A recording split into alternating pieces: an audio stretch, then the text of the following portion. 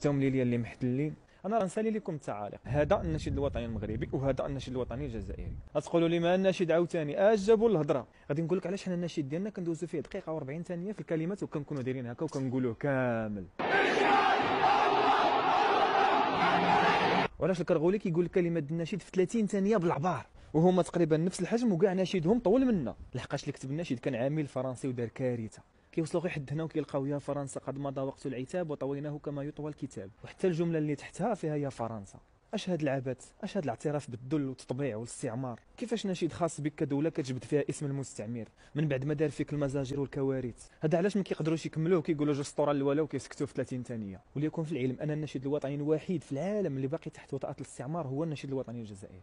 وكل ما استعملته في اي مناسبه كتخلص عليه الضريبه، كتخلص عليه شركه لاساسيم الفرنسيه اللي كتملك حقوق النشر والتوزيع والتلحين ديالو مدى الحياه. وداك الشيء علاش ما كيقدروش يديروه في الخطابات ديال التلفازه مع عدم السماح لهم يبدلوه او يستعملوا غيره. يلا سير فك نشيدك الوطني من الاحتلال عاد اجي هضر على الاحتلال ديال سبته ومليليه. عاد اغي تيقول قسما كيوقف عليا الفرنسي جبد طلع الفلوس. بسم الله الرحمن الرحيم. أخي المغربي، أول حاجة حاب نعرف علاش تقارن أراضي محتلة بنشيد وطني.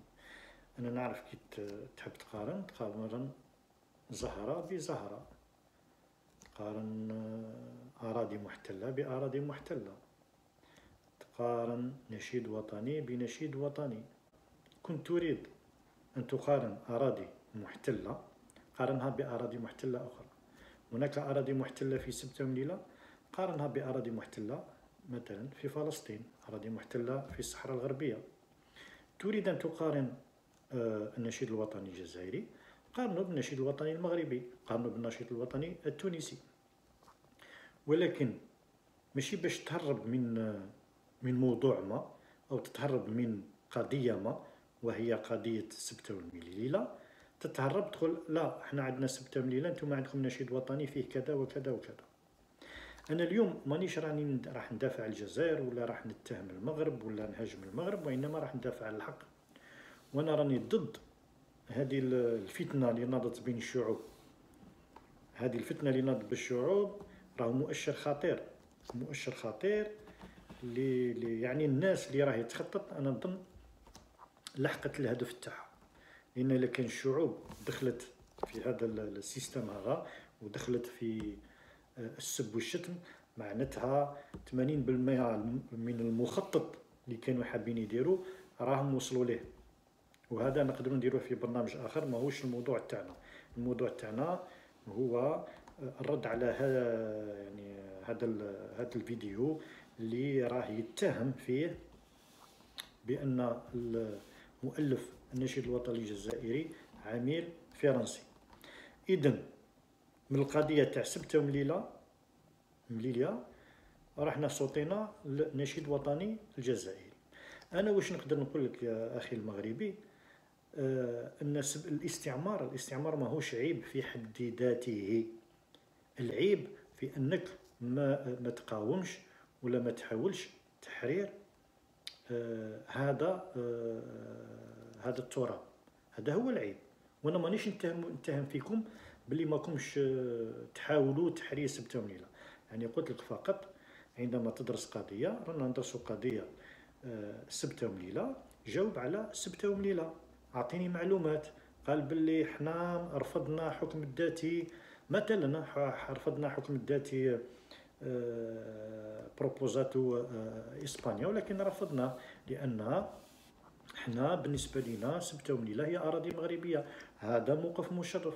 وأنا نقول لك بكل صراحة، يعني لو كان القضية راهي في الأمم المتحدة، أنا ما عندي مانيش ما على باليش اكزاكتومون من راهي القضية تاع سبتة ومليلة، ولكن كان القضية راهي في الأمم المتحدة وتطالب رسميا المغرب باسترجاع الأراضي سبتة ومليلة، أظن أن كل الشعب الجزائري راح يوقف مع الشعب المغربي، لأن سبتة ومليلة أراضي مغربية ما فيهاش نقاش، وهي قضية عادلة.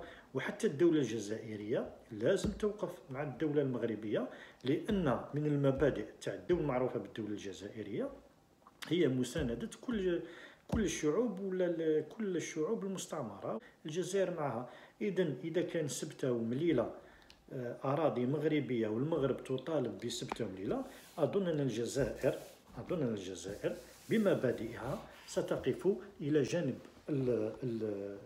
المغرب من أجل تحرير هذه الأراضي. هذا رأيي الشخصي. ربما كذلك هي استراتيجية من طرف الدولة المغربية. ربما الآن ما تقدرش تفتح بليزيور فرون، ما تقدرش تفتح جبهات، عدة جبهات. الآن الجبهة الأولى المهمة هي الصحراء الغربية بالنسبة للمغرب، فربما هناك خطة لاسترجاع جميع الأراضي الصحراء الغربية، وربما لهذه الأسباب اللي خلات ما تطالبش في نفس الوقت بأراضي سبتة ومليلة. أقول توجور ربما. الآن هو كان من الأجدر تفسروا لنا، توضح للرأي العام، بالك حتى الشعب الجزائري بالك كي يعرف القضية يوقف معكم، يعطيكم كي يوقف معكم ولو بالقلب. قال صح سبتة ومليلة هي أراضي مغربية لازم ندافعوا عليها، من حق الشعب المغربي أنه يسترجع هذه الأراضي لأنها كانت مغربية، كانت أراضي إسلامية من الدولة الأموية إلى آخر دولة، إلى آخر مملكة المغربية العلوية. إذن كان من الأجدر أن تتكلم على سبتة ومليلة وما تجبدلناش النشيد الوطني الجزائري. ولو كنت حاب تجبد النشيد الوطني الجزائري تجبدو مباشرة بلا ما دير علاقة بين النشيد الوطني الجزائري والأراضي المحتلة سبتة ومليلة.